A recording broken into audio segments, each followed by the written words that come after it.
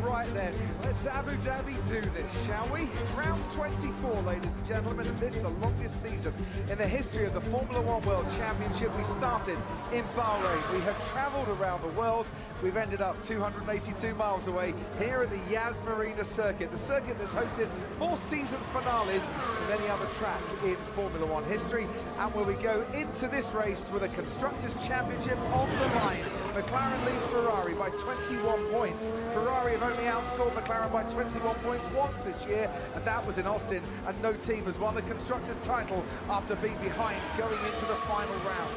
We race around 58 laps of this circuit, 16 corners, 9 to the left and 7 to the right, and these are the tyres we'll be racing on tonight. The softest in the Pirelli compound range. C5, C4, C3 should be a one-stop race. Lots of drivers have plenty of new sets, 2 sets of those hard compound tyres ready to be used. So what does the starting grid hold in store for us for this final race then? At the back, Franco Colapinto, 5-place penalty. Charles Leclerc, 10-place penalty. It's the 5th time he started 19th, only scored points once from there.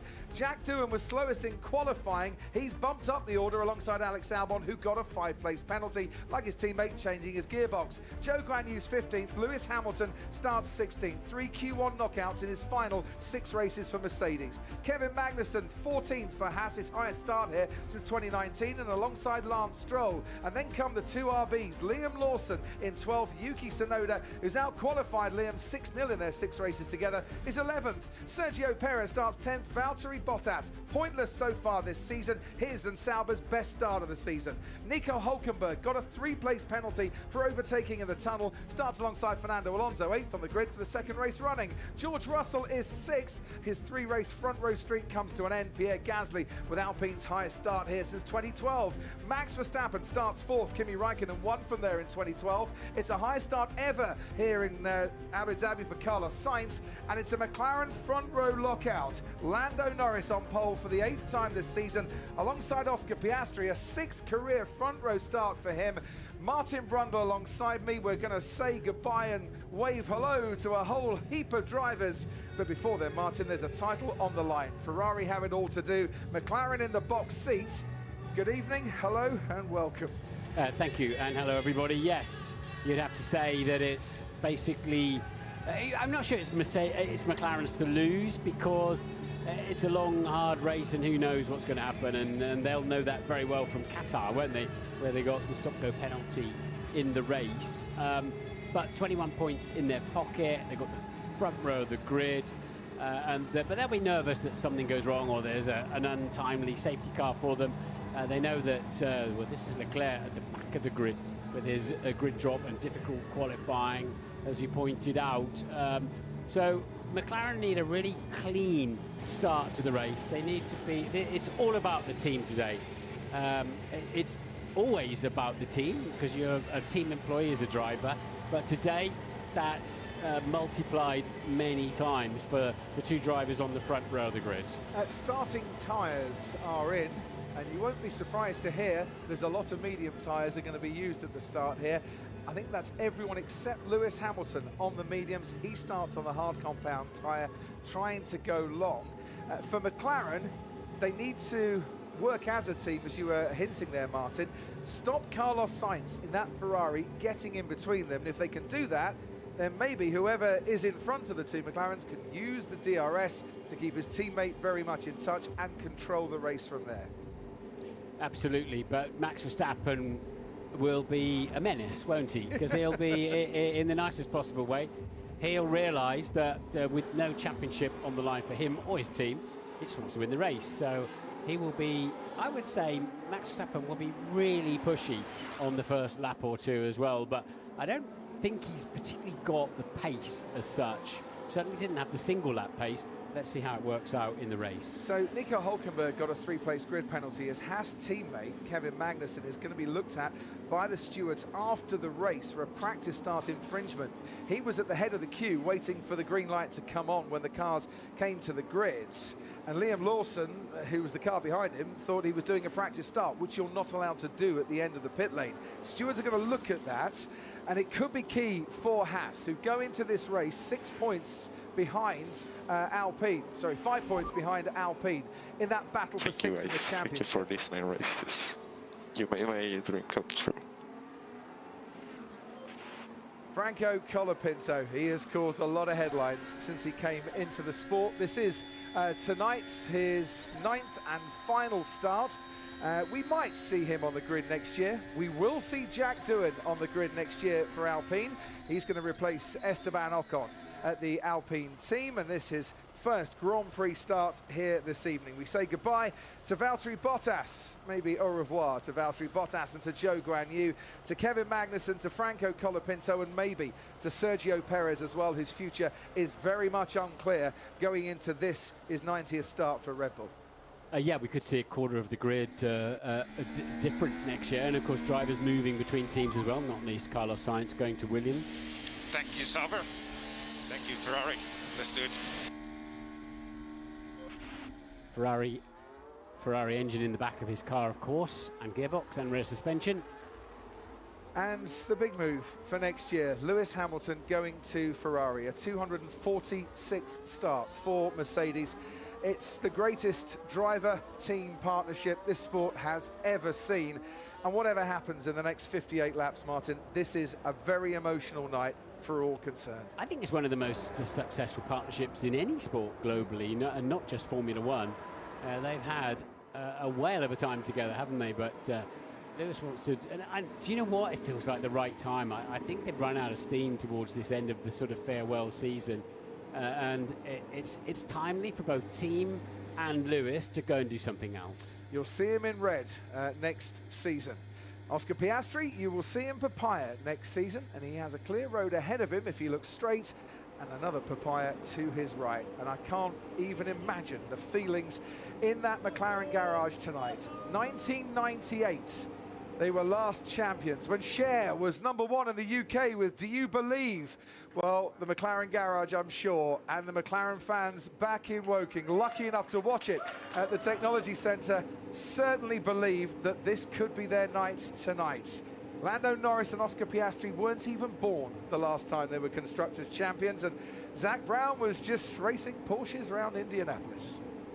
Time flies, and it certainly must go very slowly when you're actually sitting on the front row of the grid waiting for just 20 cars to form up, but they're there now. 20 cars are there, 21 points is the advantage. The Constructors' title on the line for one more time in 2024. It's lights out and away we go, and a very good start at the back from Lance Stroll. The McLarens first and second going into the first corner, but McLaren under pressure for Verstappen, and there's contact between Piastri and Verstappen, and Piastri facing the wrong way, Verstappen spinning round 360 degrees. He's managed to keep going. Lando Norris leads this race, but the second McLaren of Piastri, that's the worst possible start. Absolutely the last thing that McLaren needed there, but Max was always going to go for it in the first corner. We knew that, but Piastri, we'll have another look at it. Looked like he left him enough space. He's at the back of the field. He's carrying on, though. That's the important thing for McLaren. There goes Kevin Magnussen trying to make a move on Valtteri Bottas. Pierre Gasly's up to third. What a move down the inside from the Haas, getting past Sergio Perez. Charles Leclerc's getting involved, and Sergio Perez is now spun around. The two Red Bulls having a right old kerfuffle on this first lap.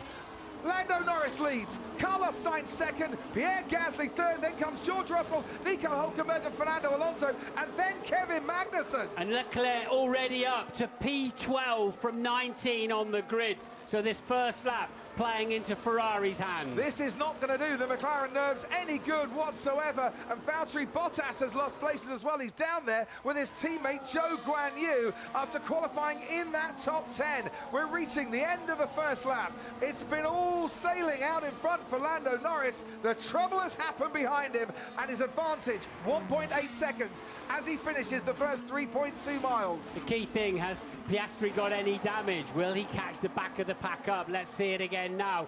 They get a beautiful start at the front of the grid, the two McLarens. They can tuck in behind each other, but Max comes down the inside and wasn't fully alongside. Piastri probably could have given him a little bit more breathing space there.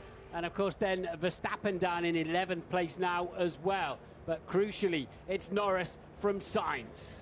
It certainly is, and that is Sergio Perez, and as we were saying, this could be his final race for the Red Bull team, and it has ended before the end of the first lap. He was hit by Valtteri Bottas, and we have a virtual safety car. And the virtual safety car deployed. That's why Max Verstappen has just let Liam Lawson get past him again, because that move was not going to be allowed. The race now neutralised, and the drivers driving at 40% of their normal race speed. And that is not a way we want to see Sergio Perez's race career end, if this is indeed his last race. It sounds as if Valtteri Bottas clouted the curb and then bounced into the side of the Red Bull, but it looked like they were three abreast down there as well. And a virtual safety car should keep all the gaps identical to how they were. Nobody can, it's not like a full safety car where you can all bunch up into a crocodile, and they'll have earliest time of arrivals to various sectors on their steering wheel and to keep the same speed. Let's just go through positions gained or lost, because this is absolutely crucial. Charles Leclerc has gained 11 places on that first lap. Oscar Piastri has lost 17 places on that first lap. Lando Norris has kept his McLaren where it started. Last 9 races here, 1 from pole position. If McLaren win this race tonight, they are Constructors' champions. But it's Lando Norris having to pretty much do it all himself out in front. His teammate right at the back. Positions gained, Sainz 1, and then Gasly, Russell, Hülkenberg, Alonso picking up a couple of places. Kevin Magnussen, what a great first lap from him, is currently 7th after gaining 7 places. But look at Leclerc up in 8th for Ferrari from 19th on the grid. That was some kind of first couple of laps, wasn't it? Yeah. Extraordinary. And Lewis Hamilton, to an extent, following him through. He's up to P12 as well in all of the chaos. And Piastri right at the back. We're going racing again here. The virtual safety car is ending, and we're waiting for the lights to go green, and George Russell is all over the back of that Alpine of Pierre Gasly, putting him under pressure into the chicane. Now we can get some overtaking done, and Russell's going to pick up a lovely slipstream here behind the Alpine. Norris leads, Sainz second, and then comes George Russell making a move with DRS on Pierre Gasly, who's also got DRS to try and defend. Is the Mercedes through? No, the pink Alpine squeezes through on the inside. Yeah, DRS is enabled immediately after the virtual safety car, not the actual safety car, and that is why they could get the wings open. And that saved Pierre Gasly there, didn't it, by being close enough to the Ferrari. But Norris checked out front there under the virtual safety car. Yeah, he did. He timed his getaway absolutely perfectly, and he's got it all to do by himself out there. He's lost his wingman, Oscar Piastri, and let's just have a little look at the restart from the virtual safety car. He's right behind the Williams, as you can see. Is there a chance of Oscar? Oh, and he touches, he makes contact there with Franco Colapinto. Yeah, has he damaged the wing? But he'll certainly have some tyres that resemble a 50p piece, if you know the UK coinage.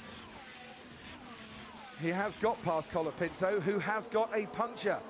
And so more woes for Colapinto in the Williams. Race control have noted Valtteri Bottas for causing a collision in the incident that took Sergio Perez out of this race. Down the back straight we go once again. Nico Hülkenberg in pursuit of George Russell. Russell in pursuit of Pierre Gasly. Gasly in pursuit of Carlos Sainz. And they're all trying to chase after Lando Norris, who really has checked out and was nearly 3 seconds clear at the end of the last lap. Yeah, it's going to be very interesting. So they're looking at the Verstappen versus Piastri causing a collision. Not sure the stewards can really do anything on that. I don't imagine there'll be a penalty from that, but we'll wait and see what they see from all of the other angles. But Norris certainly was acing his earliest time of arrivals I was talking about under the virtual safety car at all the checkpoints. And a left rear puncture for Franco Colapinto. There's confirmation that the stewards are looking at the Verstappen-Piastri incident. They are also looking at the Bottas-Perez incident as well, and the gap out in front between Norris and Sainz stays at 2.7 seconds. Piastri has to box then in the second of the McLarens. Presumably he's got damaged front tyres and or a damaged front wing. But they'll stick him onto the hard compound tyre and try and get him to the end. Ted Kravitz is heading your way. Yeah, they will, but this is insult to injury with a broken front wing, and this is going to cost him 30 seconds of race time. It's still really slow. Actually, they're not changing, it's just the tyres. I can just see a little nick on the front wing, but that's okay. All right, so damage limitation for Oscar Piastri, but there's a lot of discussion on the McLaren pit wall, Crofty. I wouldn't be surprised if they are fishing for the FIA for a penalty for Verstappen for causing that incident with Piastri. We'll see. But it won't make any difference, will it, today? It won't make any difference at all if Verstappen gets a penalty. It didn't do Verstappen any good, and it sure, just like the penalty in Qatar for Norris, didn't do McLaren any good either. George Russell trying to get past Pierre Gasly once again. That Perez retirement, by the way, confirms Red Bull as third in the Constructors' Championship. No title-winning celebrations for them this weekend. So, 10-second penalty for Verstappen for this first corner incident. I'm not surprised, because I think he was just a bit too late onto the scene, and he was the one that made contact with Piastri, and I think the stewards there saying, Martin, he could have actually been a little bit more to the inside and avoided that. It could have been. Piastri could have given him a touch more space, but would he even know he was there? Because it's a late lunge, and Max really didn't need to do that. I was just super unlucky. I was all the way up the inside before the crash. When he says he was all the way up, he wasn't. No, His front wing was just behind the front axle of that McLaren. This is what it all looked like from Carlos Sainz's vantage points. He's got a gap to drive into, but where is that gap? There. And of course, on such a tight line, Verstappen also understeered then. The front slid across the road. And this is Oscar Piastri. There was space. Yep, we will champion that one. Yeah, I mean, Piastri did open up some space. He opened the space up on the way in. And that was the reaction at the McLaren Technology Centre. We can just see a little bit further on that opening lap, and this is where Valtteri Bottas hits Sergio Perez, sends him spinning around, caused by Kevin Magnussen steaming down the inside. Maybe took them both by surprise. I don't know. I don't think Bottas could have done anything about that, to be honest. There's just no space, was there? And there was obviously space for Charles Leclerc, because whilst they were squabbling around on the inside, he danced around the outside. He rather liked that, didn't he? Charles Leclerc from 19th on the grid up into 8th place. Let's go to the McLaren pit wall, shall we? Zach Brown, first and foremost, your thoughts on that opening corner, Zach? I think the penalty was appropriate. He wasn't fully up alongside him, but now we're focusing on recovery, and Lando's looking pretty good up front. What's it done for your nerves, though? It hasn't helped, that's for sure. Zach, Oscar pitted, presumably he had to change those tyres, did he, from the flat spots? Correct. It doesn't look like we have any damage to the car, so or nothing major, so we'll see how we can get on here on the hard tyres. We'll be back to you in a bit. Thanks ever so much, Zach. There's a drag race going on down the back straight. Charles Leclerc's one out, and he's got past Kevin Magnussen, now up into 7th place and chasing after Fernando Alonso as Oscar Piastri sets the fastest lap of the race down in 18th currently, and we're on board with George Russell in the Mercedes. Now, he's had 2 or 3 goes to try and get past Pierre Gasly, and once again, there is no room around the outside or the inside at turn 9. Not the first time we've seen Gasly placing his car very well this season. But so Piastri now needs the drive of his life for his team to get back and get a few points. So if he can get into the top 10 somehow, he's got a lot of cars to pass en route, not least the likes of Lewis Hamilton and co. A little bit further up the road. So a big job for Piastri, but you know, he'll be taking a lot out of this time. Given a 10-second time penalty. And now Oscar Piastri's under investigation by the stewards for that incident with Franco Colapinto, where we assume flat spotted his tyres, locking up, running into the back of the Williams, and that's why he came into the pits to get them changed. Last week in Qatar, remember, Lando Norris was last in the closing stages and made his way up into 10th place and with the fastest lap to score a couple of points, which may well yet prove very crucial in that Constructors' Championship battle. Yeah, and I wouldn't be surprised if Colapinto's left rear puncture wasn't because Piastri went into the back of him. They're just a bit. He just caught him faster than he thought he was going to. Colapinto was looking for an overtake as well. We'll see what the stewards say about that one. So Verstappen then in 9th place at the moment, and he'll serve his 10-second penalty when he pits. He'll be stationary for those 10 seconds before the team can touch the car and start working on it. Out in front, Lando Norris 3 seconds ahead of Carlos Sainz. That gap has been pretty steady, around 3 seconds since the first lap. Gasly is keeping George Russell at bay and running superbly well in that Alpine car, which has just sprung into life in the last few races of the season. Hülkenberg is another who's had a really strong finish to the season, and at the moment that Gasly and Hülkenberg 3rd and 5th is very crucial for that 6th place battle in the championship. It'll keep, I think, Alpine ahead with Kevin Magnussen down in 8th place, but Alpine need Gasly to stay in that top 3. I'm thinking about that first corner. It's so unfair of Max, wasn't it? They're not in the championship. He's won his Drivers' Championship, and to put such a risky move. I know it's the first lap of a Grand Prix. There was a bit of a gap. Piastri perhaps could have. Would he know? He wouldn't know he was going to lunge like that. It just wasn't necessary, and it hasn't really done Verstappen any good either. It was instinctive, I suppose, Martin. And here's even worse news now for Oscar Piastri. 10-second penalty for causing a collision. So the victim in the Verstappen incident, and Colapinto the victim, and Oscar Piastri punished for that second incident. So what we need to work out now, if Norris wins and Ferrari is 2nd and 3rd, who gets the World Championship? The Constructors' Championship would go to McLaren. A win here today will be enough for them. They start with a 21-point advantage as Verstappen goes down the inside on Kevin Magnussen and up into 8th place. McLaren start with a 21-point advantage. Lando Norris would score at least 25 points. That would give them 46, and Ferrari would not be able to overhaul that wherever their 2 cars finish. Yes, because there's a maximum of 44 points plus fastest lap as well.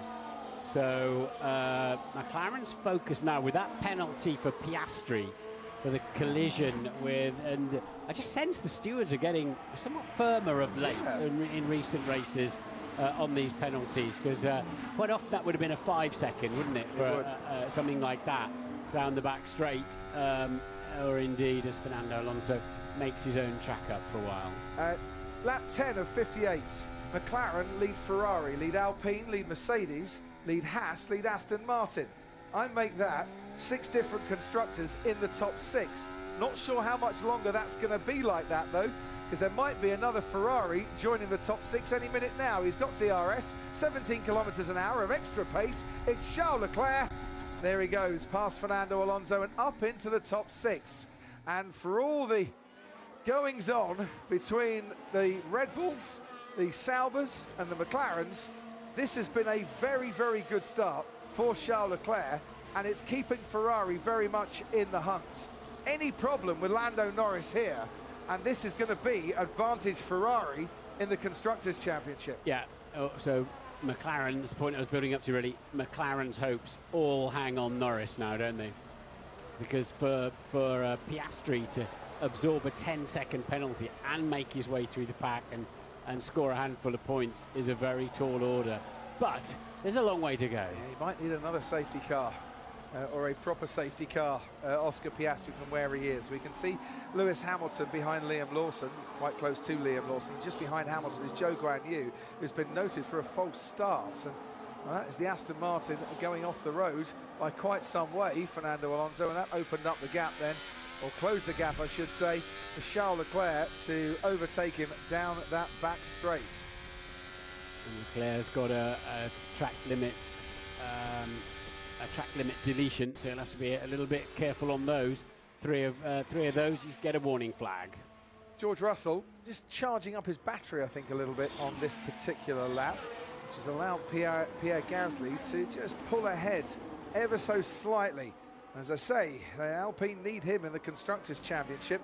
Currently scoring 15 points. Haas are scoring 12. Haas went into this race with that 5-point deficit. RB technically could get 8th place, but 6th place, I should say, but they are a long way behind, and a long way behind on the track. And Liam Lawson now down in 12th, with Lewis Hamilton getting past him to move up into 11th. On the hard tyres, Lewis going long, and I think Liam Lawson is making the move back again on Lewis Hamilton. So there's not a big undercut here because it takes a while to warm the hard compound tyres up, the white marked ones. We've seen a few drivers out there on them already, not least Hamilton and Piastri. So if Norris can build himself a lead, and he's building that already, then they can afford to wait and see what Ferrari, they can react to Ferrari pitting rather than having to do a second guess and be first one into the pits. Lance Stroll now comes into the pits. This is how Lewis Hamilton got temporarily ahead of Liam Lawson. Takes that inside line into the chicane, but Lawson, with a decent exit, has the opportunity to get Hamilton back again at the end of that second back straight. That's exactly what he did, picking up a very nice slipstream. They did. So Lawson's already got 2 warnings for track limits. And again, he'll have to be careful with that. Max Verstappen getting keen behind Fernando Alonso. We haven't been to Anthony Davidson yet. Sky Race Control. Afternoon. Hello, yeah, hello Crofty. So just talking about track limits, Charles Leclerc's already on his 3rd strike. He's been warned about turn 1 and he's already pressuring Hülkenberg, so he's got to watch out while he battles him for track limits here. And he goes wheel to wheel out of turn 9, and as they exit that turn 9, Charles Leclerc is up once again, making a place, and now up into 5th place, which is very good news for Ferrari, and not brilliant for Haas. Hamilton struggling with Liam Lawson. Verstappen has got past Alonso, and he's made it up into 7th. And we can go back to you if you've got any more for us. Well, it's just that Leclerc does seem generally happy with the car, Crofty. The engagement with the engineers very positive. They're working very well as a team. Let's have a look, Martin, at the Max Verstappen Fernando Alonso overtake. Albon under investigation for a false start as well, and that was all easy enough with the rear wing open, wasn't it? And Alonso, that's not his fight this evening. Certainly isn't. Pit stop down at Haas. Car number 20, Kevin Magnussen, and it's a slow pit stop as well. The right rear didn't want to come off. And Kevin Magnussen, after battling away in the early stages here, has had a pretty slow pit stop there. Out comes Zhou Guanyu, and behind him, Alex Albon, who's also been noted for a false start. Both of those drivers noted for a false start. The stewards haven't investigated as yet. That could be K-Meg's last ever Formula 1 pit stop, couldn't it? And it was a tough one. Which is a real shame, because Kevin Magnussen had made a blistering start to this race as well, and showed everyone just exactly his talent, which we don't often get the chance to say, given some of the uncompetitive cars that he's driven in his Formula 1 career. There goes Alex Albon past Zhou Guanyu, and the Williams up at a 16th place. Ted, down to you. You never know, Crofty, stopping this early might be a two-stopper for Kevin Magnussen. Yeah. Looks like Fernando Alonso is going to come in. So Lance Stroll with that early stop actually undercut Kevin Magnussen. But out front, McLaren are happy with Lando Norris's pace. He's keeping the tyres alive, and the degradation doesn't seem too bad. So, yeah, while it's all going off for Lando's teammate, it's all going okay for Lando. Yeah, so if Lando can build himself a 5-6 second lead, that's a nice buffer over Carlos Sainz, but he's got 3.5 at the moment, as you can see on the screen. And that is what you're nervous of then always is a safety car. If you pit first and a safety car comes out, then your rival will gain 10 seconds on you. Yeah. Because they're pitting while everybody else is at safety car speeds instead of racing speeds. And that's what McLaren will be super nervous of here. It's just getting caught out the wrong side of a safety car. So both Haas cars have now made their pit stop, or their first pit stop, so I think they're on a 2-stop strategy here. Here comes George Russell on Pierre Gasly. And once again, the route is blocked, but Gasly goes that little bit wider through the corner, and for a split second, George Russell thought there was a chance to get past. Both Aston Martins have also stopped in this race. It should be a one-stop strategy, but if you have a lot of teams stopping early enough, Martin, it tends to lead then to a two-stop race for quite a bit of the field. It does, yeah. It could well do. The degradation, and there we've got to stop then for Pierre Gasly. What will Mercedes do now? Release Russell to see if he's got some more pace, or react to this pit stop? But you're right, this is pretty early, isn't it? So we're heading towards a two-stopper for many. Probably about 3 laps later than Pierre Gasly stopped last year. He triggered a whole raft of two-stoppers in this race 12 months ago. Ants, let's head to you. Yeah, so 2 things, Crofty. First of all, Leclerc's been told that the hard tyre doesn't look that good based on Lewis Hamilton's performance so far. So that's just something they're aware of going forward in this race. Secondly, Russell, he's been freed up, of course, if you mentioned, with that pit stop of Gasly, but they had been telling George previous to that attack to charge the battery pack up. That's why he fell back from him and then came back with that resurgence. Yeah, I thought that might have been going on. Jack Doohan makes way for his teammate Pierre Gasly, doesn't hold him up much as we watch Max Verstappen as well. My tires are getting way too hot. I can't brake. Listen. He's starting to struggle. We might see Max Verstappen into the pit lane in a few moments' time as well. So Gasly now in 9th place after making that stop. So apparently, I've had a note through, apparently the drivers asked for it to be a more severe penalty for contact. Right. Which obviously Piastri's been on the receiving end of both aspects of that, hasn't he? Being hit and then hitting somebody else.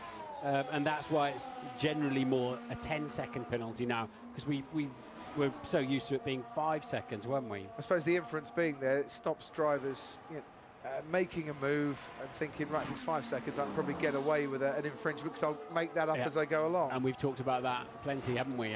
Take your 5-second penalty and then just get down the road and negate it. So, and the same for track limits. It'll more likely to be a 10-second penalty now. False start for Zhou Guanyu. 5-second penalty for him. He has already pitted once in this race. Oscar Piastri's got a 10-second penalty coming his way. Alex Albon, no further investigation needed for that false start allegation. So he's got off. He's got away with it, or escaped a penalty, and Zhou Guanyu hasn't. Piastri's got 10 seconds to serve. His teammate Lando Norris continues to lead. It's nearly 4 seconds, the lead out in front. And if McLaren win this race, keep reminding you, if you're tuning in all the time, you might not know, McLaren win the Constructors' title for the first time since 1998. It's been a very, very good start for Ferrari. They run 2nd and 4th, but as long as McLaren are out in front, Ferrari can't catch them. Pierre Gasly is catching Yuki Tsunoda hand over fist on those new hard tyres that he's been switched to. And elsewhere in this race... How are the tyres? Yeah, okay, like struggling a tiny bit more than what it was, but they seem to be maintaining right now. Very casual, isn't it? And very calm, you have to say. And the gap is now 4 seconds. That's what they need to do. And yeah, it does seem very, very peaceful at this stage. But of course, we're nowhere near halfway through the Grand Prix. And we're at that stage in the race where the track is that little bit warmer as well than it will be in the latter stages. The sun is setting here, and the lights, the 4,700 floodlights, will very much start to take effect in the next 20 minutes or so. And you never see a bulb out, do you? It's not like being at home. Yeah, you should see the Christmas lights. And a couple of bulbs probably need changing when we finally get to go home, Martin, as we look now at Yuki Tsunoda and Pierre Gasly. You rather get the feeling that Gasly fancies a bit of overtaking here. We've talked a lot about track limits and cars going wide. Lance Stroll's been shown a black and white flag already for track limits once more, and he gets a 5-second penalty. Here comes Pierre Gasly, switches to the inside. Alpine against RB. Down the inside goes Gasly to make that move stick. And he needs to make that move because George Russell stayed out and is putting good lap times in. And there, of course, we're in a direct fight for that final spot on the podium for now. And already then Stroll with the black and white driving standards flag. And well, that's Tsunoda getting Gasly back. Gasly will try and stick this one out round the outside. He's got much, much better grip, and that's what's got him the place. He's got the inside line to the next corner. 8th place is now his. It's quite clear once again, Martin, that you can make a move, use that back straight, get the slipstream, it's lovely, but you are vulnerable going through that chicane onto the next part. Yeah, you need to, there's 2 lines, thankfully, through that turn 9 at the end of the second straight, so that helps. But yeah, Stroll then already on a warning flag. One more time off as Leclerc homes in then on George Russell for 3rd place. One more track limits for Stroll, and he'll get a penalty. Yes, he will. Charles Leclerc down the back straight with George Russell. The car ahead, just getting into some DRS range now, and you need to make the most of that 17 kilometers an hour extra pace when it finally comes your way. This is the undercut threat. If Charles Leclerc was to stop before George Russell, there is a high probability that he will emerge ahead of the Mercedes once George Russell makes the pit stop himself. I think there's a good chance of that, but it's Russell and Gasly we're probably looking at, because I think Leclerc's got the faster car. Both Mercedes are struggling a little bit for pace, and Hamilton up into 6th, but some 26 seconds off the lead already on lap 19. Russell 16 seconds off the lead, obviously started further up on the grid, so Mercedes don't have great race pace. I think they'll really struggle to keep Leclerc behind them. And then it's all about Norris keeping both Ferraris at bay, and a big old squabble between Russell, Verstappen, Gasly and co for 4th place. So far though, it's okay for McLaren at the front of the Constructors' Championship, and it's okay for Alpine in that battle for 6th. But the race with Haas will go right to the wire here, and the 2 Haas cars have both made their pit stop. Pierre Gasly's made his 2. Right, Ted, down to you. Just looking at thinking ahead a bit, Oscar Piastri, he's been told, okay, we're probably just going to do 1 stop from now on, which seems sensible, which means that, like Lewis Hamilton, Crofty, he's going to be ending the race on the quicker, much nicer medium tyre that everyone is getting on quite well with. So Piastri's actually struggling a bit to overtake Fernando Alonso in front of him, should manage it, but yeah, Hamilton's still saying the rear tyres on those hard tyres are not, the rear tyres are getting a bit hot. They're not great, but everyone's going to end up, well, the top 5 are going to end up the race on them. We're just about 1 or 2 stops, 2 laps ahead of the first stop window for the 1-stop strategies.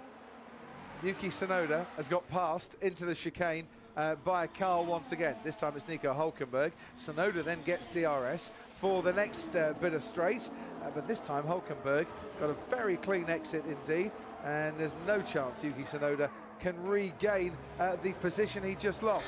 So Hülkenberg up into 9th, and the pit crew starting to make their way out into the lights here. Not for Charles Leclerc or Carlos Sainz though, because they are through once again, and the Ferrari team walks slowly back into the garage. I think they're trying to dupe McLaren on that one. Yeah, maybe. McLaren have just got to, with Lando Norris, run their own race and not think about Ferrari too much, which is probably a very difficult thing to do in the situation. I think that was very true before the start of the race, but it's changed somewhat with the Verstappen lunge into the first corner. They've really got to think about 2 Ferraris all of a sudden. It was 2 McLarens versus 1 Ferrari at the start, and now it's the other way round, and that'll put a lot of pressure on them. They've got to get absolutely everything right from here on in. As I said before, Charles Leclerc has only scored points once when he started 19th. Tsunoda's start, that didn't get going very quickly. I lost the class, man. I don't think I did anything wrong, to be honest. Yeah, he kept going into anti-stall there and had to keep pulling the clutch in.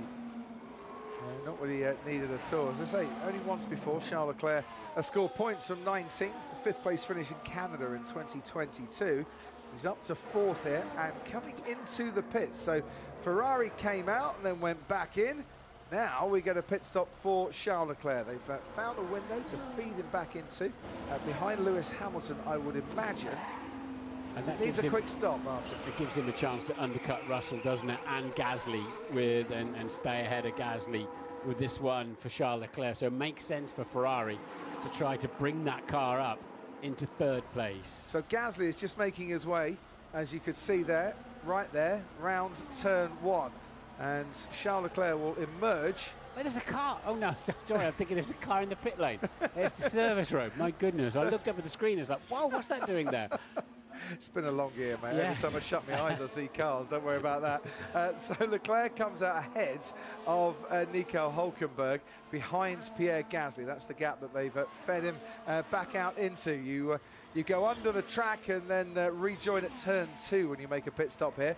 Leclerc has emerged to give Nico Hülkenberg some DRS assistance there down the straight. That yet might put him under a little bit of pressure while it takes those hard tyres a little bit longer to get up to temperature. While that's happening, Max Verstappen is now on the radio telling Gianpiero Lambiase, his race engineer, his tyres are starting to overheat. So what can Ferrari do with their two cars? Well, they try to... they've got to try to destabilise McLaren, haven't they, by doing something a little bit different, which they might have done here with Leclerc. And McLaren will be thinking long and hard about how that plays out for them, because they don't want to just focus on Sainz in P2 and find out that Ferrari have pulled a bit of a stroke. Not for the first time. Monza would be another example of that with Leclerc in the Ferrari. Ted, down to you.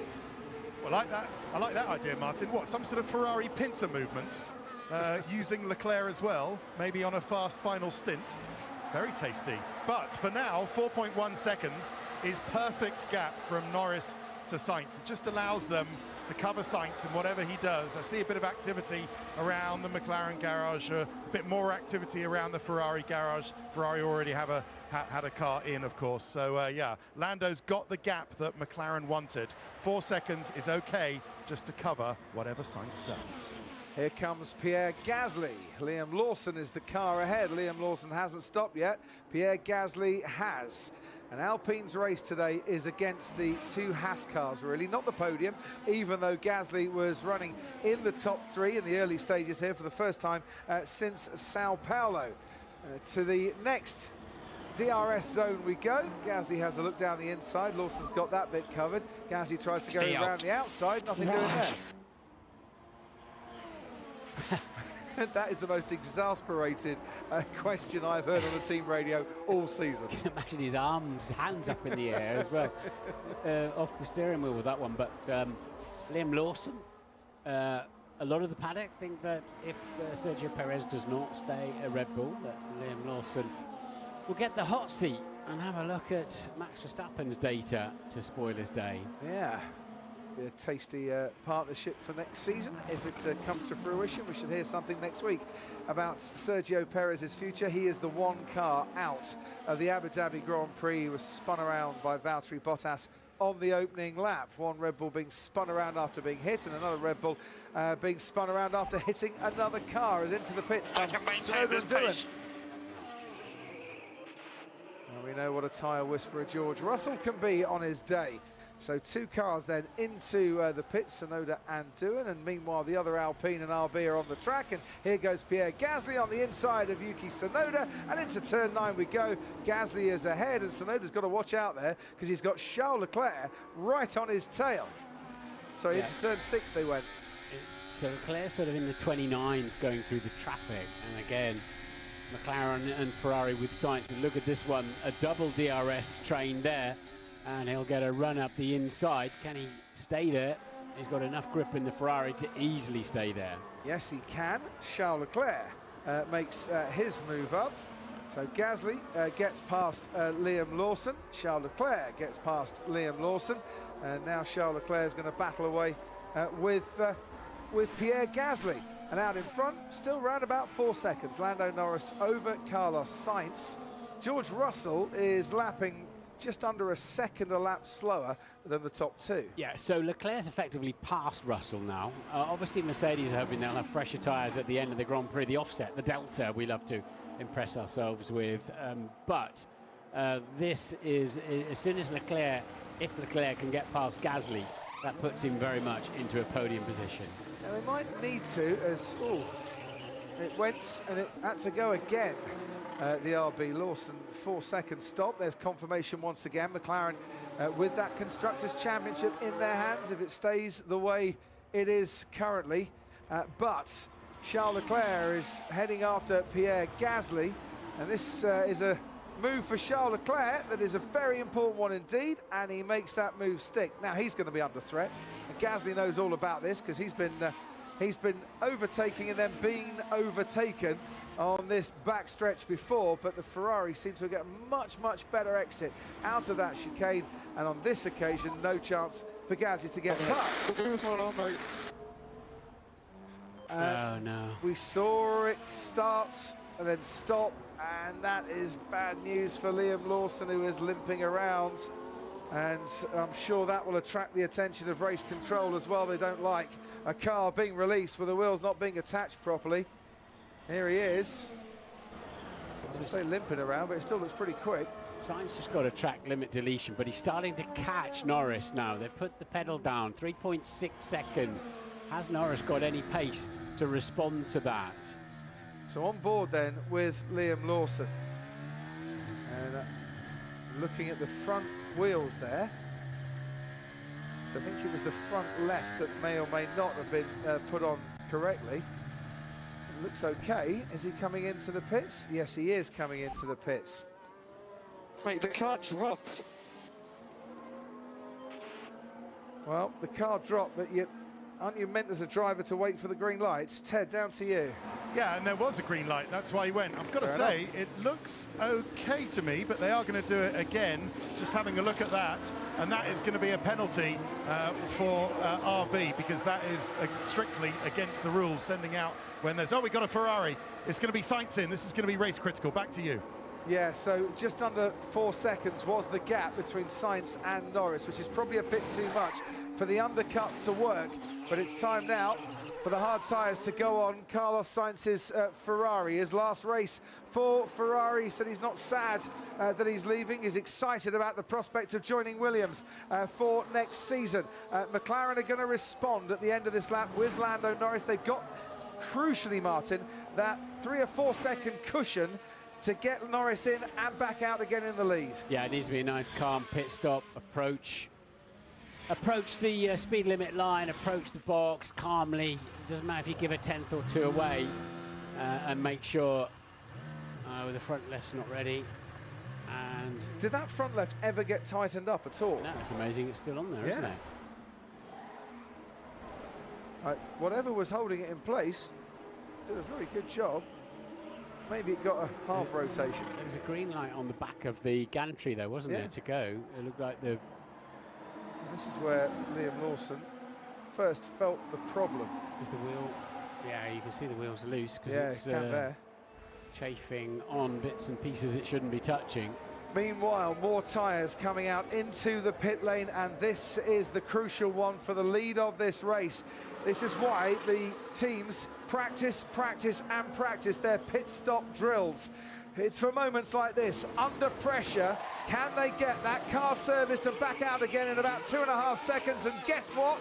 Yes, they can. Lando Norris, perfect pit stop from his McLaren crew there, and he should get out into the lead. Carlos Sainz is heading now down the main straight, 2 seconds. The pit stop for Lando Norris. Absolutely brilliant teamwork there, and as he emerges onto the track, he's ahead of Carlos Sainz as George Russell now pits for Mercedes. So Sainz, though, will have warm tyres. He's not that far behind Norris. He'll have warm tyres after a cracking outlap for Sainz, as Norris has to get those tyres up to speed. He should just about have enough space there, Lando Norris, but he'll need a great outlap. Now, George Russell and Pierre Gasly, this is going to be close. Now it's plan C. That is a bit optimistic in my opinion. And Gasly is ahead of George Russell. The margin was tight, and George Russell had been doing a sterling job, but he comes out behind Pierre Gasly. Thing is now, though, he's got new tyres, and he's got DRS, and he's got Pierre Gasly in his sights, and he is gaining. As you can see, harvesting, charging up the battery, Pierre Gasly stays in front. George Russell didn't make a move there. Reason being, Martin, he can make a move now. He can, but I think George was a bit nervous of just getting everything fully up to temperature before he starts lunging into the braking zones. And he's definitely going to get Pierre Gasly into turn 9. To me, that was very clever thinking. Yeah, good thinking, absolutely. Very patient there from George Russell. So he put the laps in, but they've both been overtaken by Charles Leclerc, as we highlighted. This race started off with a thank you message from Franco Colapinto to his Williams team. It's going to end with a retirement. He's been called into the pit lane to retire the car. Maybe damage from that incident with Oscar Piastri when that McLaren ran into the back and picked up a 10-second penalty. Sainz is pushing like mad now. He's still gaining. So 2 seconds was the difference on that lap. So it was a great stop by McLaren under pressure. I'm sorry, How about Franco. that? This is not how I wanted your last race to be. We have a PE issue. It's been a pleasure this year. Thank you. Apologies from James Vowles, his team principal. Franco Colapinto, his 9th and for the time being final race in Formula One. Back to the front here. Is Carlos Sainz pushing too hard on these tyres in the opening stages? Long way to go. They're 6 laps younger than Charles Leclerc's tyres. That's why Charles Leclerc's saying, I'm not sure about we can get these to the end. But former McLaren driver Carlos Sainz. At the end of this evening, former Ferrari driver Carlos Sainz is charging at his former teammate to see if he can get Ferrari the Constructors' World Championship. You couldn't make it up, could you? Couldn't. I mean, the fact is, it makes no difference whatsoever to his team next year, Williams. So he's going to do everything he can for his current employers. We're on board now with Nico Hülkenberg, who's gaining on Pierre Gasly. Let's just... Liam Lawson's being investigated for being released in an unsafe condition. Definitely not one stop. Copy that. Clear. Certainly not for those Haas drivers who stopped quite a bit earlier. Who hasn't stopped yet? Max Verstappen hasn't stopped yet. Lewis Hamilton in 4th hasn't stopped yet. They're the 2 that you haven't seen in the pit lane yet, Ted Kravitz. Not yet, but I think Red Bull are going to bring Max Verstappen in quite quickly. They were waiting for a safety car which would transform his race. But yeah, we'll see. Just to line on Oscar Piastri, he's been stuck behind Fernando Alonso for so many laps now, really losing so much time. And Alonso racing for Aston Martin, doing absolutely nothing wrong, but it's ruining the chances of Piastri rejoining this race. Ex-McLaren driver Fernando Alonso, of course, not helping Piastri at all. But yeah, Verstappen's going to have to serve the penalty, is he not, Crofty, still? Yeah, he's still got his 10-second penalty, yeah. Fernando Alonso knows a thing or two about being stuck behind the car here in Abu Dhabi. We've got a planner here showing possible P3, so I reckon we could do this, but Bono playing the Baldrick role there. Lewis, I've got a cunning plan. 10-second stop-go for Lawson, released 10-second stop-go. That's 32-second penalty. But that'll be a mandatory penalty for being released in an unsafe condition, which is harsh on Liam Lawson. But guess what? This is a team sport. That's why they have a Constructors' Championship, and it's on the line tonight. But you've already had a slow lap, and you've already had to make an extra pit stop. You've taken such a big penalty anyway. This is the slowest pit stop Max Verstappen will have had this season, because his team can't touch the car for 10 seconds. Someone on the stopwatch says go, and then it becomes a very speedy pit stop. 13.5 seconds stationary time, though, for Max Verstappen. That is going to bring him out in this race, probably behind Lance Stroll and out of the top 10. Well, I've expected a few people there throwing rotten papayas at him, to be honest. Yeah, they won't be happy with the first corner incident. Despite Max Verstappen getting that penalty, Oscar Piastri could do nothing about it, and he was then spun to the back of the field as a second pit stop now for Kevin Magnussen. 2.6 seconds, good work from the Haas crew. He's down in 16th currently. Verstappen came back out onto the track in 11th place. Can we ask for 20 seconds? Stupid idiots. You can't say that about the referees. You can't say that. That's just not fair. They're applying the regulations, and you know, don't run into other people, then you won't get the penalties. I understand the emotions. I understand that he's annoyed, but He's a 4-time world champion. It's not going to make any difference to his finishing position in the championship. And he was the one that steamed down the inside and made contact with another car. Come on, Max. You're bigger than that and better than that. Yeah, he understeered wide when he got there. As the great Ayrton said, we've got a yellow flag down there somewhere. The great Ayrton said, slow-moving Sauber. Yeah, it is, isn't it? Used to say if you don't go for a gap, that's you're no longer a racing driver. Valtteri Bottas, look at his front right. Yeah. It's coming off the rim. Now, has Bottas just been into the pits again? No, he hasn't. So what has Valtteri Bottas made contact with here that is causing this? Bit of front wing missing as well, so whatever it is a reasonably firm. We're going to assume it's another car. So now we've got slippery stuff. Oh, it's Kevin Magnussen who just come out of the pits. Magnussen gets past, Bottas locks up. Oh, and there was a car locking up there, heading straight to the scene of a passing Haas. Yeah. Both those drivers out of Grand Prix racing for now, tonight, unfortunately. And that was a big old hit. Oh, isn't that just great? It is. No, it's not, I'm afraid. That's unfortunate for Kevin Magnussen and unfortunate for Valtteri Bottas as well with that big lockup. A lot of debris on the track down there. Now, does that need sweeping, I wonder? So Bottas is out of the race with broken steering, and Ted's down in the pit lane. Yeah, all the mechanics coming out, a possible safety car. Lewis is saying on the radio, pretty much telling race control that there's a lot of debris on track. Obviously, a safety car now would transform Hamilton's race. I don't know whether that was part of the cunning plan, the Baldrick cunning plan of Peter Bonington, Crofty, but it certainly would. Bottas in for a new wheel, but I think that hub is completely destroyed. I think this might be the end, potentially, of Valtteri Bottas's race and potentially his Formula One career. That hub has had it. Yeah, we expect Valtteri Bottas to be announced as a reserve driver for Mercedes next year. But if that was all part of Bono's cunning plan, that really is more cunning than a fox who's professor of cunning at Oxford University. Yeah, but either the lower wishbone and or steering arm is broken.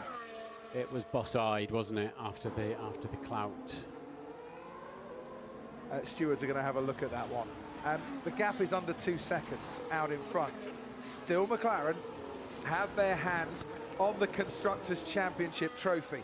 Ferrari are outscoring them, but that 21-point advantage they took into this race is serving them well currently. And we're just beyond half race distance now, Martin. Still, though, 25 laps or so to go. Yeah, it's so an incident like that and throwing a safety car into it, depending on where you are on the track, that's what McLaren will be nervous about. You know, if they've just gone past the pit entry and there's a safety car, or a virtual safety car, it depends how long the virtual safety car lasts for, that is what could hurt them now. Unserved penalty, Oscar Piastri, who has pitted but didn't serve his penalty. He's up into 9th. Are they wanting to serve that? Oh, here he goes. He's coming in again. Did they forget? No. He got the penalty after he'd pitted. Oh, yes, good point. Because he'd come in for a change of tyres right at the start. And then on the way out, then hit the Williams. Almost 10 seconds, if you like. Can't touch the car. Don't get any closer. You can't touch the car for 10 seconds. Now they get the hard tyres on. And back into the race comes Oscar Piastri. I'm sure at this stage they'd love to have put the medium tyres on, but they can't. You've got to run 2 different compounds in the dry in a Grand Prix. He'll come out, will Oscar Piastri, down in 15th place. Behind his fellow compatriot Jack Doohan and Lance Stroll. Yeah, it was mostly a 2-stop race last year, but the cars are better this year. They're bouncing less. I think they've opened up a few of the white lines as well, so the corners are like this corner here now are a little bit wider. So they're taking less out of the tyres this year, and that is why we're seeing one stop being the sort of the standard route at the moment. Ted. So remember, who was Piastri fighting just before his lengthy serving the penalty, Crofty? It was Fernando Alonso in the Aston Martin, was it not? And guess what Aston Martin have just done? While Oscar was serving his penalty, they pitted Lance Stroll. And now Oscar is going to come up behind Lance Stroll. Stroll is going to do everything to keep delay Piastri as much as possible, to benefit, of course, Fernando Alonso. Nice one, Aston Martin. I like it. Here's a replay. This replay is Charles Leclerc at the start of this race. Gets past Yuki Tsunoda, who was rather stuck on the grid.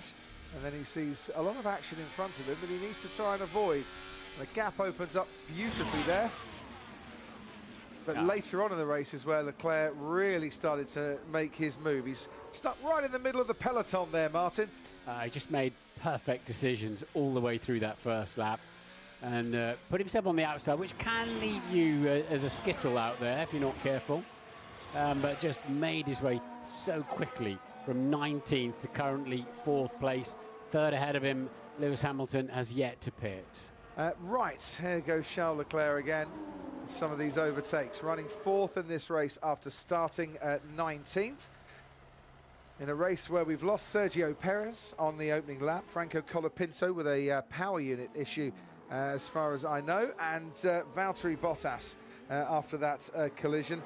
If it's an official DNF for Valtteri Bottas, it'll be his first since China back in April. Hamilton pits. Yeah, no safety car on the horizon, so Mercedes have finally allowed Lewis Hamilton to get off those hard tyres and onto the mediums.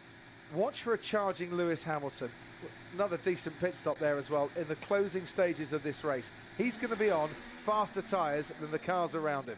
When I drove one of these cars recently, I couldn't even get my head down far enough to look at the steering wheel, let alone change it with a hands device around your neck and all the gubbins. But out he comes, sparking away and out in front of Fernando Alonso. Which is crucial, given how Oscar Piastri has been tucked up behind Fernando Alonso for quite a long stage of this race. And to you. Anthony at Sky Race Control. You can't hear us. You can't. But also Verstappen behind him as well, of course. Verstappen still behind Alonso. Alonso trying to make a move on Hamilton there. And Lewis quickly closed the door. Look at this. Lewis Hamilton, Fernando Alonso, Max Verstappen. 7, 2 and 4 World Championships, one after the other. What a scrap this could be for a couple of laps. Absolutely. Anthony, can you hear me now? Can we go to I can hear you now, Crofty. Yeah, so just before that pit stop from Lewis, Bono came on the radio to say strap mode 5 and it's hammer time. He did exactly that. Thank goodness for that. I hope we played that out. So, in other words, some more power and let's just go for it. Max Verstappen and Fernando Alonso are going to be heading towards turn 1 with Verstappen in hot pursuit there. Down in 8th place, Fernando Alonso. Hamilton on the medium tyre. Bit of a gap to make up on Nico Hülkenberg. He's got the fresh tyres to try and do that. Then Pierre Gasly and his teammate George Russell, and then Charles Leclerc. Other tyres could be going off a little bit by the end of this race. And that's how the Constructors' Championship is looking. Wow. Ferrari 33 points in this race, McLaren's 25 points in this race, 13 points they'll win the Constructors' Championship by if it stays the way it is. Ferrari 2 and 3, but McLaren are leading, and that lead is absolutely crucial as here comes Max Verstappen past Fernando Alonso down the straight and up into 8th place. And Norris just been edging that lead out, and it started at 2 as they came out of the pit stops, is now 2.7 on the screen I'm looking at here, and that is absolutely critical for McLaren. I think Carlos Sainz pushed harder than he would normally have liked after the pit stop to put Norris under pressure. But Lando, I think, has kept his cool, and he's done exactly what his pit wall would have been asking him to do, to bring the tyres in properly so he doesn't pay any penalties later on in this race. It just took half a second out of Sainz as well on the previous lap. Gap up now to 3.2, the one I'm looking at, 3.1 up on your screen.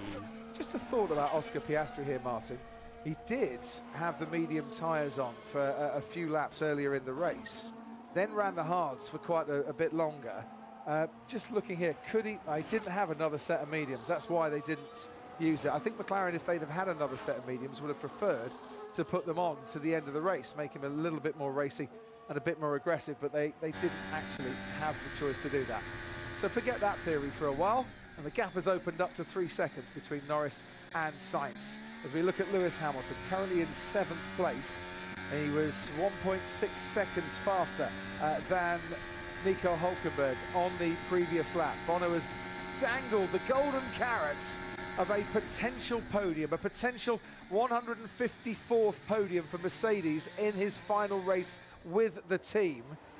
And what a podium that would be. Starting 16th, where he has finished on the podium 4 times in his career before. Yeah, that would be a tall order for Lewis to get to the podium from there. It really will, as Russell gets another lap time deleted for track limits. But he's got 5 seconds to Hülkenberg, then another 2 to Gasly, and then thick end of 10 to his teammate Russell, and then another 3.5 to Leclerc. So a podium's somewhat ambitious, but he might... certainly 5th looks very much on for Lewis Hamilton. You've got to look at the cars ahead of him. Hülkenberg's been on those tyres for 23 laps. Gasly for 22 laps. Russell for 11 laps. Leclerc for 17 laps. Sainz for 12 laps. Norris for 11 laps. They have been on those hard tyres for a lot longer than Lewis has had the mediums. Stick with this. It could yet be a podium night for Lewis Hamilton. Ted, down to you. Just on Pierre Gasly, he's doing everything that Alpine need for the Fernando Alonso coming in. So that is probably just to cover what Piastri is doing. But Lance Stroll's doing a great job of keeping Piastri behind. So Alonso pitting for the final time. But Alonso pitted for the first time, Crofty, around the same time as Gasly. So if Gasly is to do a one-stop from here on, or stay on the one-stop, he'll be doing very well and might be a bit vulnerable towards the end. But Gasly doing what Alpine need for him for P6 in their constructors' fight. Thanks, Ted. Fastest lap of the race currently is Kevin Magnussen's with a 1:27.2. Hamilton, though, is pushing it hard on these medium tyres. 1:27.7 for his last lap. He's taken another 1.5 seconds out of Nico Hülkenberg's advantage as we watch the battle between Lance Stroll and Oscar Piastri, who has got DRS. So, can Lance Stroll keep Oscar Piastri at bay into this chicane? He's going to go down the inside, is Oscar Piastri. And he does make a very clean pass. Lance Stroll saw that one coming. Will he now use DRS to fight back here? Pointless since the Hungarian Grand Prix in July, and would dearly love to finish in the top 10 here to round off a disappointing season for him and his team at Silverstone. Can't get past Oscar Piastri. Piastri will sail away from this fight. Yeah, Piastri checked out really on under traction out of the chicane to the second straight, and on his merry way towards Jack Doohan, fellow countryman, who's in 13th at the moment. So we watch Lewis Hamilton in his Mercedes. Hamilton, 246th and final start. The most starts with a single team in Formula One by any driver. 12 seasons with Mercedes. He hasn't had the best of it in recent races, but we have seen glimpses, haven't we, of Lewis Hamilton of old, not least in Las Vegas when he started 10th and finished 2nd that night, when Max Verstappen said if he's got a sniff of a podium or a win, the Lewis Hamilton of old comes alive. Yeah, I mean, you could make it up what happened to him in qualifying with the bollard, the errant bollard in the middle of the track and traffic and otherwise. Do you think he would pass Sainz on new tyres if he stayed out? I think so, yes. Is that just, we're covering ourselves here? Safety car. In other words, will we pit if there's a safety car? Because Ferrari will do the opposite. Whatever McLaren do, Ferrari will do the opposite, stay out, get track position, and then we're back to 2021, aren't we? with a late safety car. Yeah. If we pull you in and give you a fresh set of tyres, can you get the job done? But let's go to the pit wall. Zach Brown, the CEO for McLaren, might be able to give us an update here on just how Lando's tyres are feeling at the moment, because you'll have heard all the team radio, Zach. Yeah, he's feeling pretty good, controlling his pace, controlling the race. It's a long 28 laps to go. I'm sure it is. Are you thinking that you may need to pit again, or are you thinking, as Lewis Hamilton gets past Nico Hülkenberg, we're just going to cover an eventuality if there is a safety car? No, I think we're happy with how the race is playing out right now. He's happy with his tires, so we'll kind of see how things unfold here. Got some good news for you, Zach. It's 18 laps to go now. I think you meant when they first put the tyres on, but he certainly seems to have the measure, increasingly so, the measure of Carlos now in second place. Yeah, he's looking good, and Thanks for just taking 10 laps out of my brain. I needed that. I wish you'd tell me it was 8 next lap. Every conversation with Martin makes you feel younger by the second there, Zach. Well done. We'll speak to you, I think, at the end of this race. When it comes, 58 laps to complete here in Abu Dhabi tonight. Lance Stroll ahead of Jack Doohan in the Alpine. The Alpine has got some DRS. Oh, Jack Doohan at the very last moment drift to the right-hand side. He's going to try and go round the outside of turn 9. Lance Stroll had that covered. Yeah, Jack in his first ever Grand Prix, and it's a baptism of fire for youngsters now, isn't it? Yeah. To get into these cars. They're fast and they're big. You've got so much real estate behind you. They just relentlessly accelerate. Let's watch the moment that Lance Stroll got past Jack Doohan. Just to let you know while we see this, Kevin Magnussen has been into the pits again. He's put the soft tyres on. To go out and probably try and keep his fastest lap, which will suit McLaren, frankly, wouldn't it? Yeah. Right. With the if that point's not out there. When did K-Mag? Was it Singapore? We've seen that happen before with Kevin Magnussen. A couple of occasions, hasn't he? And not finished in the top 10 to pick up the point. But crucially, it's trying to stop Alpine maybe with Pierre Gasly getting a point. You never know. Absolutely. And of course, RB did that for Daniel Ricciardo as well on what turned out to be his last farewell. lap in Formula One. Yeah. This is the last few laps of his time with Mercedes for Lewis Hamilton before he heads off to Maranello for next season. And he has been gaining 2.5 a lap on Pierre Gasly. Well, I don't think we'll fight this too much because Gasly doesn't want to do anything to take performance out of those tyres. His fight is with the man behind him, Nico Hülkenberg, and Alpine keeping Haas at bay in that Constructors' Championship. It's important tonight for McLaren to win the title. It's vital tonight for Alpine. It could be the difference. 6th or 7th, another $10–15 million for the team at Enstone. Yeah, Gasly certainly can't afford to trip over Hamilton. So, but he's learned to place his car extremely well. But I'm not sure he can do anything with placement to overcome that. He will now get DRS down the next straight, but Lewis will absolutely leave this chicane like a scolded cat on those tyres. Top 5 now for Lewis Hamilton, and he's got a long gap to his teammate George Russell. So George Russell's lapping in the 128s at the moment, and so is Lewis Hamilton. Let's see how that pans out.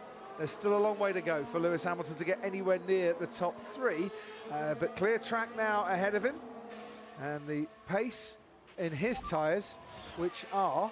How big's the gap ahead of him? That's 14 seconds. 14 seconds. You can do that. Yeah. But it's the 8-lap difference in when Lewis Hamilton put on his tyres and George Russell put on his tyres that might work in Lewis Hamilton's favour.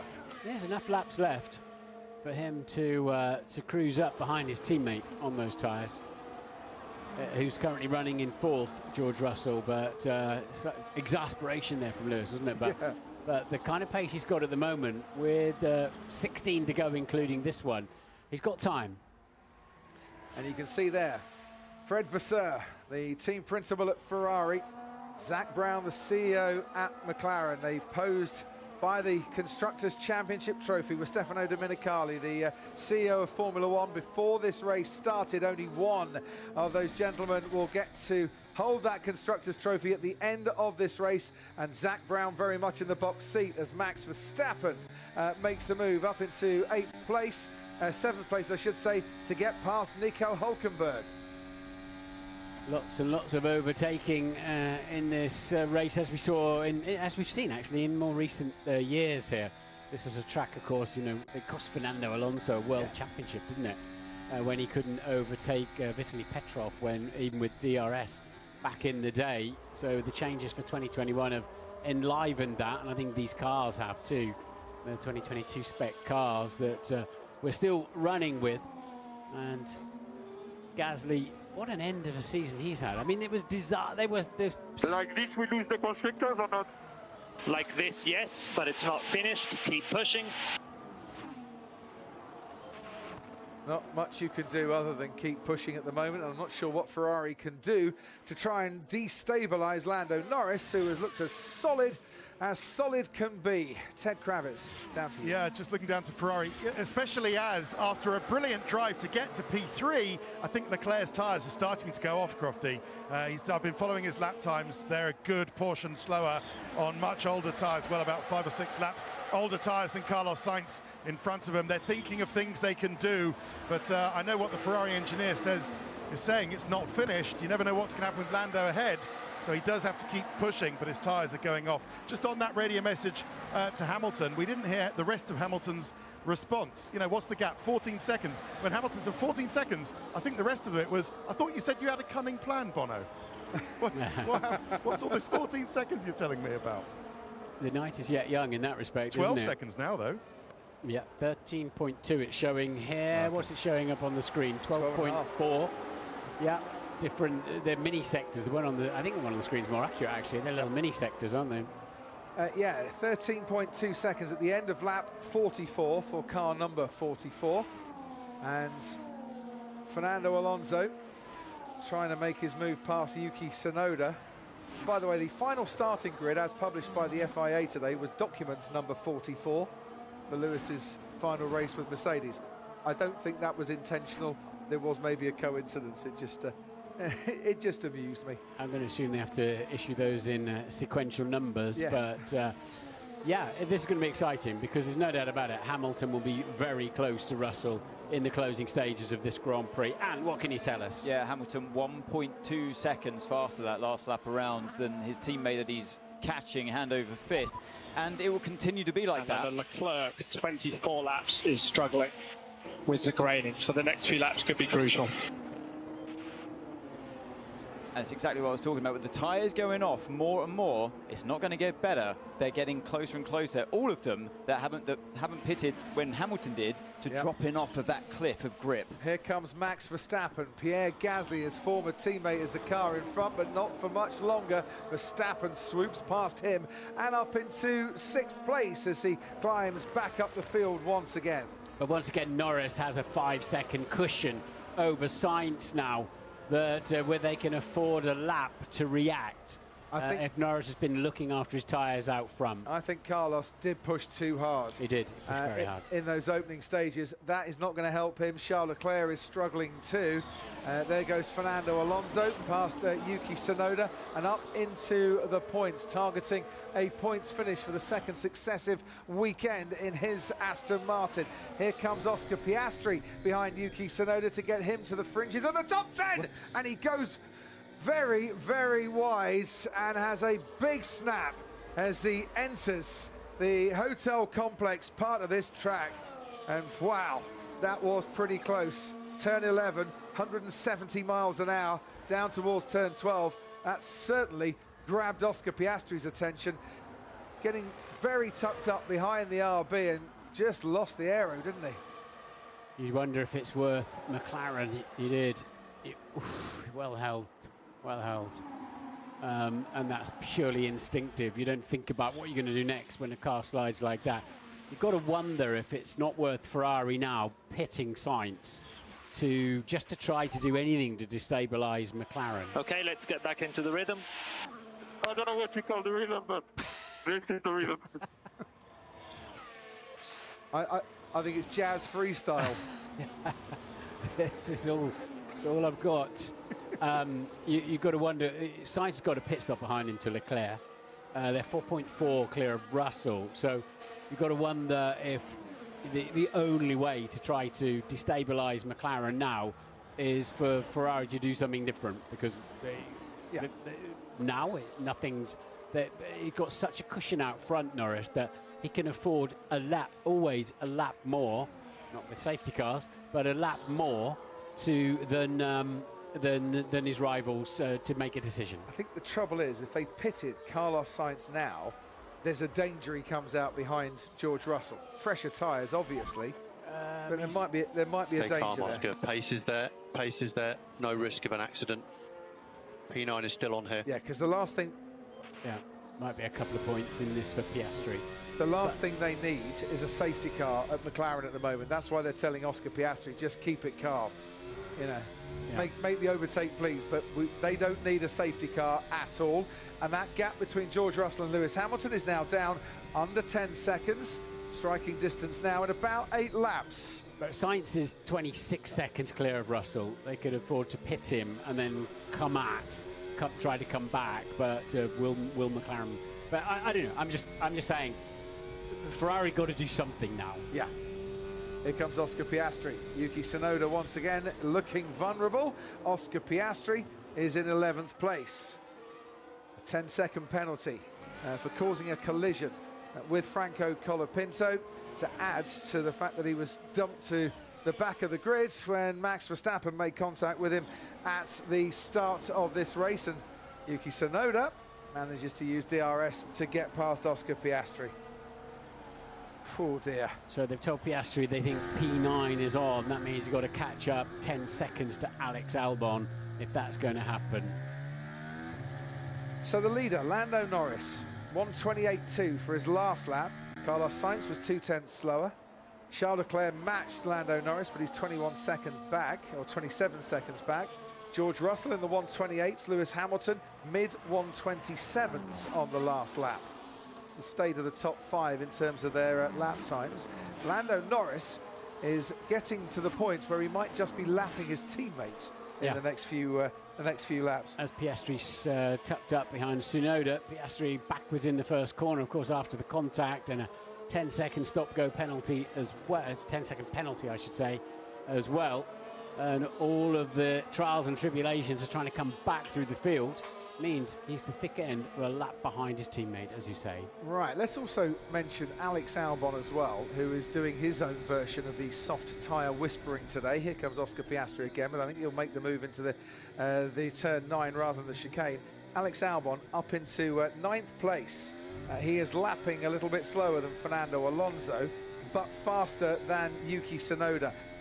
Alex Albon is going to be having the battle with Oscar Piastri here for a points place, as here comes Piastri, and he needs to try and get past that RB right now, and he's going to go around the outside if he's going to do it.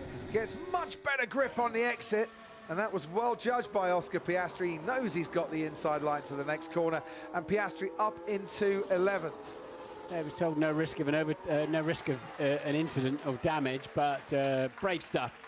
Good driving from both of them as Piastri sweeps around the outside of that turn 9. Well liked by the pals in Papaya that have been invited to come and watch the McLaren race from the McLaren Technology Centre this evening.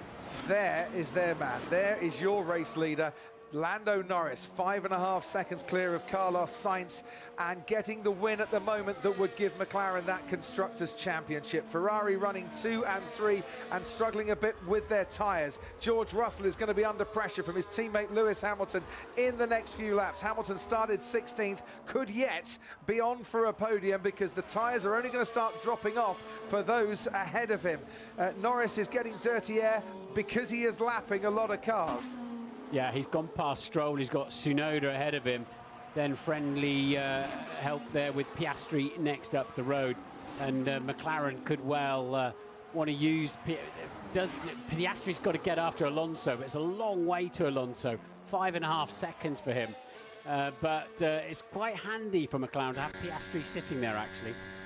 On board with Lewis Hamilton, whose car carries the names of 150 lucky Mercedes Team LH fans here this evening. They ran a competition at Mercedes. They lit up Times Square with Lewis Hamilton's face on the billboards there. If he could do it tonight, if he could get onto the podium tonight, it would just light up what has been a terrific season with a fabulous finale as well. George Russell locking up there is not going to help his defence of this 4th place, which is now down to a 6.5 second gap. Yeah, and Lewis's tyres 8 laps younger, and there he is in the background there. So he's got a back marker to get through of Kevin Magnussen, and then he'll be after George. There's the tyre strategy, medium at the start for George Russell. Hamilton went on to the hards. That was to go long, and he went much longer, so he could be also on the faster tyres at the end. And whilst Lewis didn't think it was a particularly brilliant first stint, he certainly did enough to keep himself in the hunt here. Sky Race Control next. Anthony Davidson. Yeah, just listening to Bono and Lewis while I can, that partnership, and he's guiding him through all the time, saying, try turn 15 full throttle, because this corner where you can save the tyres a bit there as you watch this overtake riding on with Joe. Brand new behind Jack Doohan. But he backs out here to try and get him on the exit of turn 7. They've all learned this trick, haven't they, now, after George Russell's demonstration. And then Bono's been back on the radio to Lewis. This part with the track we've just gone round turn 6 and 7, saying try and ease up round turn 6, maximise the exit of turn 7. Just what you need. A good coach by your side. You're a race engineer that's been with you for 246 races at Mercedes. Zhou Guanyu being helped through in his battle with Jack Doohan for 14th place, and Zhou, who scored points, of course, in the last race in Qatar, his first points of the season. Valtteri Bottas, his teammate, is out. His first pointless season in Formula One in what's the 13th season in Formula One, and there is a pointless trip into the pit lane for the Ferrari pit crew. Yeah, they've got a set of soft tyres out, is what I was talking about. They've got a pit stop behind them to Leclerc. Hamilton's got a dozen seconds to find in the final 7 laps, including this one, if he's going to have a look at a podium. But he's got to get, presumably George Russell will be asked to let him through if he cruises up behind him. But that's a tall order for Lewis Hamilton from there. But will Ferrari try to destabilise McLaren now? Ant, as we see Lance Stroll making the move on Yuki Tsunoda, down to you. Yeah, just quickly, Sainz been on the radio saying that he thinks he's ran over something at turn 6 and something's flown into the cockpit. So I think that's why we saw the Ferrari mechanics quickly out in the garage, in the pits. Yuki Tsunoda, as he has done on a number of occasions tonight, gets overtaken and then re-overtakes and keeps that 12th place. Yeah, so Piastri's directly ahead of Norris now with not too much traffic to the end of the race, I would say. Albon and Alonso potentially to be lapped, but other than that, I don't think Lando will catch anybody else in this Grand Prix. Copy, checking. I think I went through every Copy, all okay for now. Everything's stable. He's not coming into the pits. He dropped a 10th of a second to his teammate during the middle sector, did Carlos Sainz. He dropped 0.6 of a second to Lando Norris in the final sector. Lando Norris not being his teammate, Charles Leclerc being his teammate, but Leclerc hasn't gone through the final sector as yet. Is that a problem then for Carlos Sainz? Just back to the Mercedes battle.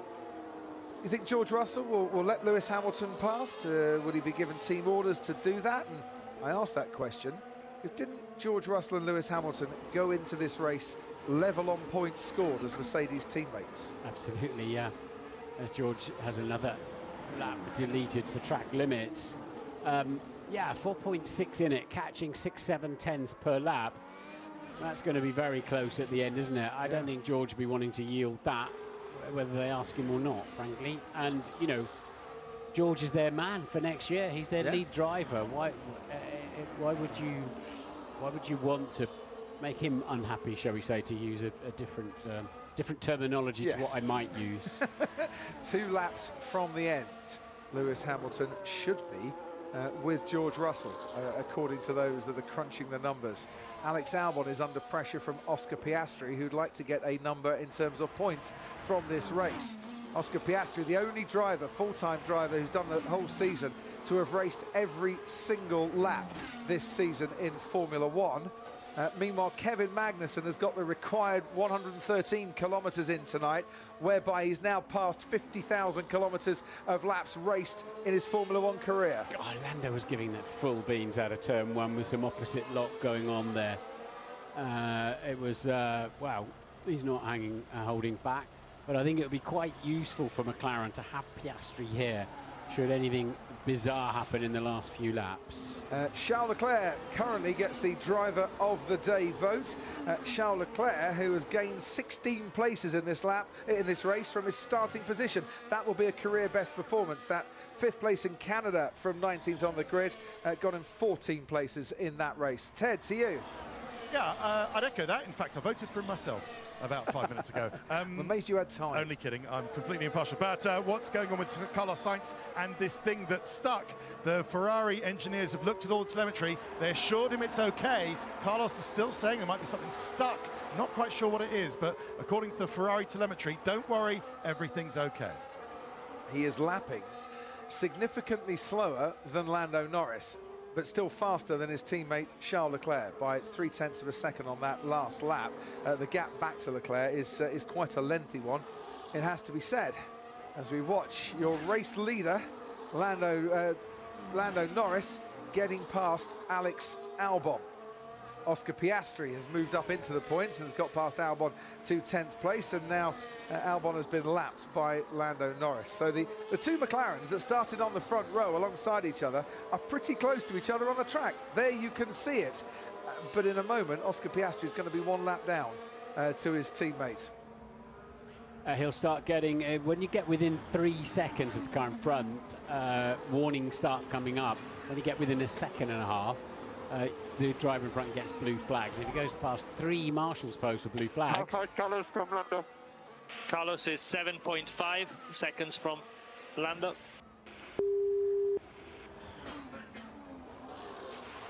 Damn, says Charles Leclerc. Ferrari have given it a really good go here this evening. 2nd and 3rd, but it isn't enough to take that Constructors' Championship. And I keep bringing that up because people join the race all the time, and we don't believe in the commentator's curse. Never have done, never will do. That is you how... don't. You don't believe in it. Do you believe? Do you believe? Absolutely. Yeah. Back to that share number 1 from 1998 again. 2.3 seconds. The Lewis Hamilton gap to George Russell. I think he believes that he can get his teammate here tonight, and he might finish just off the podium, but a top 4 would be a pretty sensational drive in his final race for Mercedes. 3 laps to go in this race. Sainz just done a personal best, so whatever he was concerned about with his tyre pressures or what have you in the debris hasn't slowed him down, but he's still about 7.6 away. So, yeah, Lando, you can't cruise home because that's when things start cooling down and you make mistakes. So he's just got to get in a metronomic sort of way, just get these last 3 laps under his belt. And there, the two Mercedes start their final 3 laps of this race, and the gap now down to 1.6 seconds, and you get the feeling at this pace, whether George Russell wants to stay ahead or not, whether team orders get employed or not, he's not going to have the pace to keep Lewis Hamilton at bay. I agree. I think that'll be, if he gets into DRS, I think it'll be very hard for Russell to defend against Hamilton on those fresher tyres. Yannick Sinner, the world #1 tennis player, getting ready to wave the checkered flag to Lando Norris and to McLaren, who have served up a brilliant fight against Red Bull in the championships this year. The championship for the drivers went to Max Verstappen. The Constructors' Championship is heading down to Woking with now 2 laps to go in this race. Lap 57 of 58 as Lando Norris crosses the line once again. That is George Russell in the Mercedes. His teammate Lewis Hamilton now looming large in his wing mirrors, and it's through these final corners where Lewis will be really gaining, because that's where you need good traction, and George Russell's had those tyres on for 8 laps more. Keep it super clean with Lewis. Yeah, of course. George Russell, the man who once chased after Lewis Hamilton to get his autograph as a young kid. Well, he's finally got that autograph and he's got it framed. He's been showing it off this week, and he's got Lewis Hamilton chasing after him. So that wasn't let him through. That was a keep it clean for the inevitable. It's either going to be towards the end of this lap or the next lap, isn't it? And it's been a tremendous drive from Lewis Hamilton for his final effort for the great Mercedes team. And look at this extra grip he's got turning in there to 5 at the far end of the circuit. He's got DRS now as well, has Lewis Hamilton, as Liam Lawson gets past Kevin Magnussen and up into 16th place. We'll go back to the fight at the top, which is all but over for Ferrari against McLaren, and very much taking place for Mercedes in terms of George Russell and Lewis Hamilton. In a season where Hamilton's going to finish outside the top 6 in the championship for the first time in his career, he would dearly love a top 4 finish on the track tonight. Lando Norris starts his final lap of this race. Lando Norris, who has been in control of this race right from the outset, and there's big celebrations coming his and McLaren's way in 3 miles' time. Yeah, these two have got a yellow flag going on out there. Liam Lawson stops. Yeah. So Hamilton's got a tremendous opportunity now on the final lap. They're not quite on their final lap yet. They've got one more to go. George is harvesting here through and getting extra energy into his batteries to try and fight Lewis Hamilton down the straight, and there's going to be yellow flags at the start of the back straight, but it's now clear, I think, as Lawson's been moved out of the way, and that is why Liam Lawson stopped. Lando Norris is making his way towards turn 9 as Lawson's car rolls out of any danger, and the 2 Mercedes cars, this is how close they've got now. Russell has kept as much energy in those batteries as he can, and DRS is disabled in this part of the track. Oof. That is not going to help Lewis Hamilton at all. He's going to get one go, I think, into turn 9. On this, the final lap of the race, and a race that McLaren went into wanting to win a Constructors' Championship, and for the first time since 1998, McLaren are Constructors' Champions because Lando Norris takes the checkered flag and wins the Abu Dhabi Grand Prix. It was all McLaren needed to get their car home in front. McLaren gave them a great challenge. Ferrari gave them a great challenge. Second and third is all they could muster. Lewis Hamilton is now ahead of George Russell, and he has got him from 16th on the grid. Hamilton in his final race for Mercedes. The race, they say, that every dream needs a team. Well, every team needs a dream, and the dream tonight was for Lewis Hamilton to charge through the field, and that is what he's done. It's another brilliant drive from Lewis Hamilton to take 4th. He misses out on the podium, but what a race he has given. What a race Charles Leclerc has given from 19th on the grid as well. Those two both deserve Driver of the Day. McLaren, for their efforts this year, deserve that Constructors' Championship, and how great to see both crews out in the pit lane saying well done after an epic Formula One season.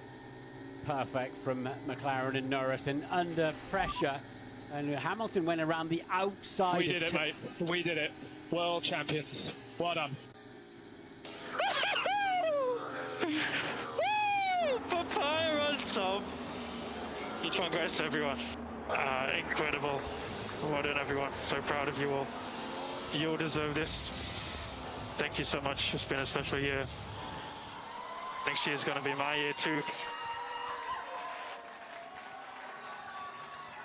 When McLaren were last disposed of the Constructors' Trophy by Ferrari back in 1999, well, Lando Norris was 13 days old. Now, Lando Norris has inspired that McLaren team to snatch the trophy here ahead of Ferrari. Solid race. Yeah, good job, guys. We tried our